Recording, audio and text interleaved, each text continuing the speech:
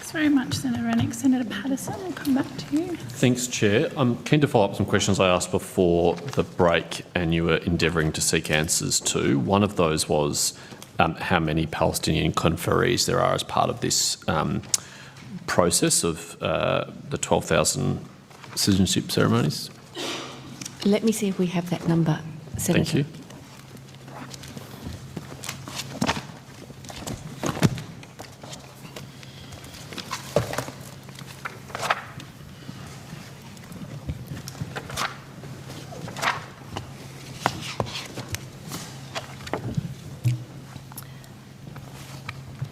Senator, can I just clarify your question, the conferees for the current departmental hosted ceremonies? Yes. Palestinian? Yes, sorry? document holders. Yep. Senator, there's 23. 23. Who've been invited, Senator. Yep. And your evidence was it was a departmental mistake. They were left off the list at one of the events in Sydney last week. And we fixed that now, Senator. Was it also a departmental mistake to leave them off the list that was provided to the media over the weekend? There was a list of conferees by nationality provided to the media which didn't mention Palestinian recipients. Yes, Senator, the only provision of the lists has come from us. Yes. No one else has had a hand in those. Yes, because this was provided to the media over the weekend to defend the government's claim that no Palestinians had received a visa as part of this cohort, but in fact, not a visa, citizenship, but in fact 23 have done so. Well, 23 have been invited across the range of ceremonies, and it's just an anomaly, Senator, in the way that we presented the data, which we've now fixed. Well, but when the Minister's office presumably provides a list of citizenship recipients to the media and says this is the list of all of the people who receive citizenship, and it excludes a nationality of people, I mean, that's a pretty big problem because the media relies on you to be able to produce accurate information. How was it that 23 recipients were left off the list? So, Senator, as I said, it's the way in which we compile the data by country, and the people with Palestinian travel documents, essentially, were grouped into a category that did not draw them out. As I said, what category were they grouped into? It was a other category, Senator. Right. And so we have now made sure that we are identifying those nationalities individually. Right. Okay. The other question I asked was the list of members of parliament that the minister invited to the citizenship ceremonies. Mr Chatterjee, you were seeking that. Do you have that? Senator, my team is still working on that information. It's a small team assisting with the logistics, and I've asked them just to make sure that they're getting the most accurate information. Thank you. For you, Senator. If they could check whether or not Jenny Ware, the member for Hughes, is on that list, that would be helpful. I'm advised that Ms Ware had new constituents conferred at these ceremonies in both Liverpool and Sutherland Shire, but she says she did not receive an invitation from the department or the minister. We'll check, Senator. Thank you. Have you checked on my questions about the timeliness of invitations to members of parliament, whether there was a gap between them? Senator, that's what I'm asking my team to ascertain and to go through their records and the emails associated with the logistics in the arrangements of each ceremony to make sure that that information is accurate. Thank you. When do you think you could get that answer by? Senator, they're working on that. Yeah, request. but like today or within hours? Well, given you've already been found to have misled the committee with that dodgy photo, I think it's reasonable that the officials take a bit of time to work out whether what you're saying here is correct as well. Well, given the department has misled, and through them the government has misled the public about the conferees and their nationality, perhaps you'll need to take your time, Minister. The department hasn't misled people. Yes, they have. That was Ms Foster's evidence. It was inadvertent, but they did mislead people. They said there were no Palestinian conferees, and there in fact were Palestinian conferees. I said, Senator, that we failed to identify the Palestinian conferees by nationality, not that there were no Palestinian And conferees. in so doing, misled people. I mean, media reported over the weekend there were no Palestinian conferees based on a list originated by the department. But Senator, we did not mislead. We did not intend to mislead. I'm sure you didn't intend to, but the effect of your failure was to mislead people. Senator. Do you want to go back to your photo? Senator Clouseau? We can, in due course, Minister. Okay. Another question, Ms Chatterjee, if you've got the answer, please, on how many of these 25 events have been held in Labor seats and non-Labor seats? Senator, I don't have that information. The venues were selected by the department in terms of their availability and their capacity, not on the basis of which. I know, but you'll know which located. seats they were because you had to invite the local MP. So you could just check by the local MP invited. Should be a pretty quick process, wouldn't it? Senator, the process to find the venues for these ceremonies was done by our procurement colleagues. I know, but that's not my question. My question is just how many were in Labor seats. We know one of them was in Werra because Anne Stanley was the local MP. We know one of them was in McNamara because Josh Burns was the local MP. Should be just go check the local MP invited and we'll have the answer. Okay, so you're working on that answer, I gather? Happy to have Yes, Senator. Thank you. ceremonies in regional Okay. Queensland anytime. So it's the government's evidence that these unscheduled department-led citizenship ceremonies are necessary because of a backlog. How many people were awaiting their citizenship ceremonies prior to this process? So, Senator, there's sort of two categories that we looked at. There were a number of people who had already... So we have a pool of people who are ready for conferral. There were a number who were already scheduled for local government ceremonies, and then we had a figure of, was it around 12,000, Ms Chatterjee, who were ready for a ceremony but not scheduled. Okay, so which are the ones that were invited to these departmental-led ceremonies? Those who had not been scheduled, so Okay. those who were eligible, who had passed all the processes and all the tests but were awaiting the scheduling of a ceremony. Okay, so that was 12,000. Can you provide a breakdown by state and territory and local government area? And I'll get Ms Chatterjee actually to confirm my rough number. Senator, we can get that breakdown. Yep. For Do you have you. it to hand? I have the approximate numbers, Senator, for each local government area, but they are approximate figures because people have been invited and not the final list of people who will attend and become conferees. Right. Well, I'm happy Sorry, to... become citizens. Yeah.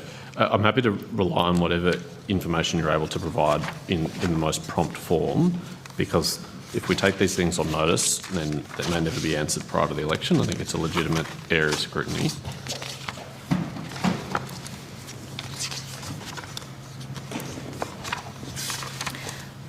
Senator, I have a range of data tables. I don't have that specific information. Okay. I will.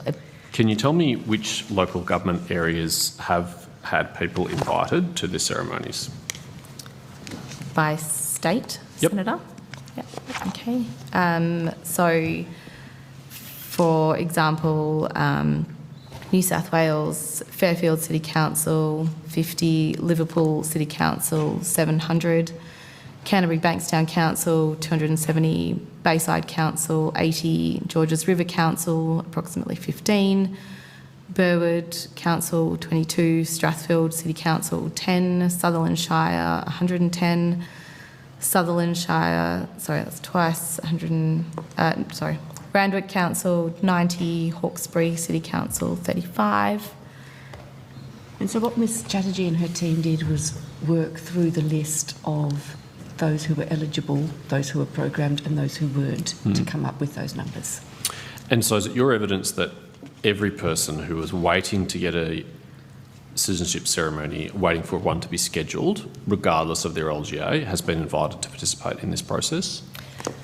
Senator, the department invited eligible conferees from metro LGAs where they were not already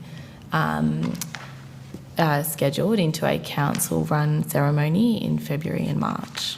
What about regional? For regional councils, noting that the large majority of conferees available for ceremony are based in metro LGAs, the department has engaged with local councils around Australia where there are people to encourage them to hold citizenship ceremonies. Well, but that wasn't a satisfactory approach for metro conferees who are waiting, so why should regional conferees have to wait for their local government area to organise a citizenship ceremony? Senator, there are more people waiting in metro LGAs. Sure, but the minister's evidence is that this is about the right of people to participate in the upcoming election. Are the people of metropolitan Australia more worthy of participation in an election than people in regional Australia? That's the minister's argument. I think the minister's argument has been that these are people who've passed all the citizenship tests and they shouldn't be held up from getting their citizenship. Same applies to regional Australians then? I mean, if you're accusing the minister of wanting to rush citizenships through, that must mean that you're in favour of delaying citizenship to people who've passed every test. Why do you not want people to have their Australian citizenship if they've passed all the tests and they've been waiting? I'm not interested in your diversions, Minister. Why are regional Australians being, or potential Australians being asked to wait and metropolitan Australians being prioritised? Ms Chatterjee has already answered the question by saying... Not adequately. The bulk, well, you might not like the answer, but that doesn't mean she hasn't answered hasn't addressed the question. So why is it... I have heard Ms Chatterjee say twice that the bulk of people who have passed their citizenship test and are waiting for a council-run ceremony are in metropolitan Australia. And that isn't surprising when you think about the population of metropolitan Australia is larger, the majority of migrants to Australia are in metropolitan areas, and this was a way of clearing that backlog of large numbers of people. You can't... Unless you live in regional Australia, in which case you can wait. No, because you can't...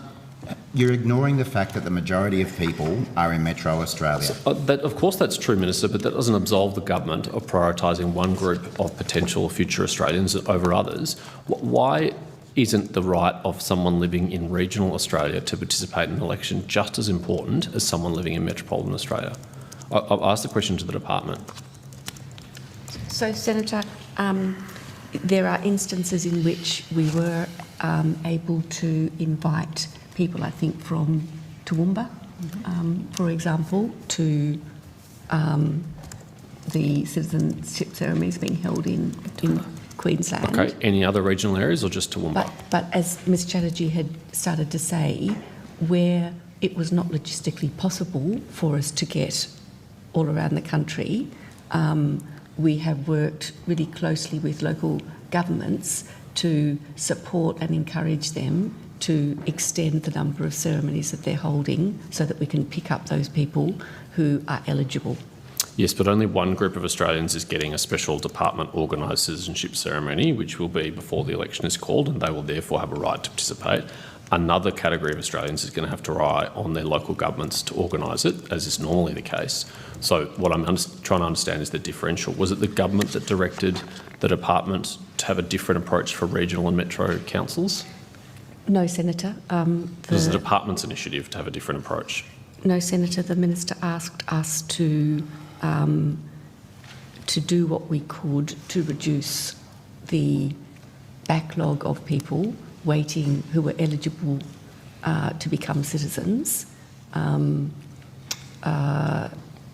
Is there no backlog in regional Australia?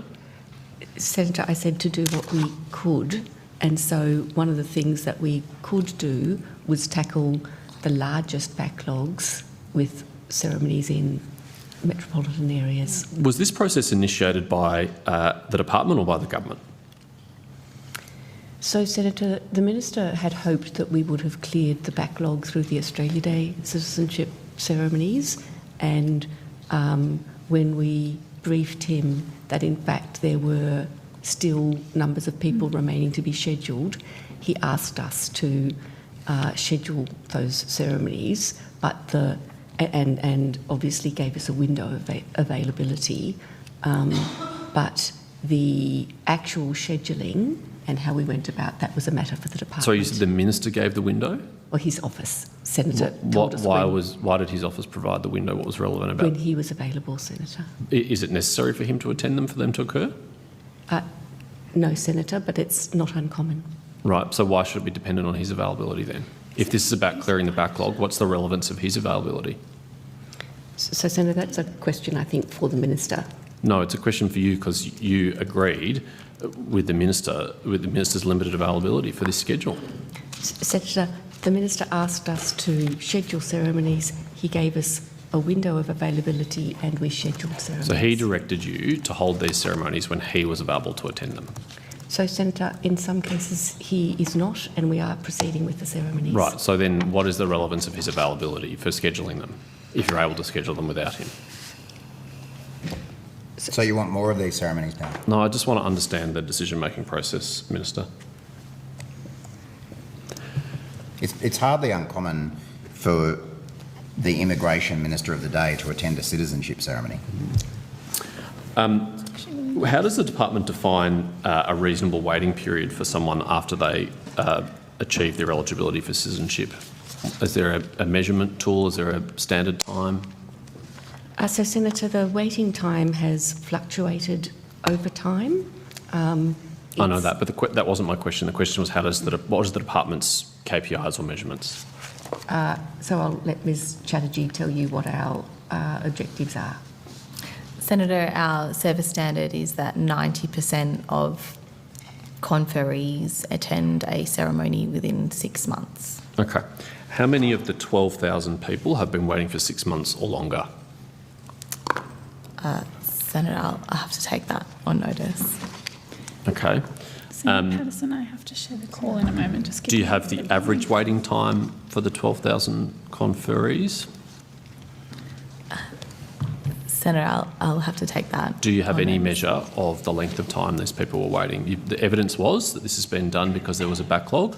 You've selected this cohort. There must be some measurement that you have to hand. So, Senator, we selected the cohort that were eligible but not yet scheduled. I understand, and I want to know whether they're waiting for a month or 12 months, And because it would be a different proposition if it was either of those. Chatterjee has undertaken to take that on notice. She doesn't have that detail with her. So you don't have any of that information in front of you, Ms Chatterjee? Senator, I'll check that information. That's not an answer to my for you. question. Senator, I will get that information. Because it's not in front of you? Senator Patterson. You're looking at your brief like you do have something in front of you. I'm looking, Senator, to see if I have that information in You're my entering the brief. mind of Patterson. Ms Chatterjee to explain. Actually, what Ms she's Chatterjee looking has at been and why quite it's so generous in not instantly taking your question on notice and coming back to you in a few months and is actually trying to get you an answer. I think it's a bit unfair to characterise what she's doing in that way. I have to share the call if you've got one more question. I'm happy to share the call now, Chair. Thank you. Thank you, Senator Patterson.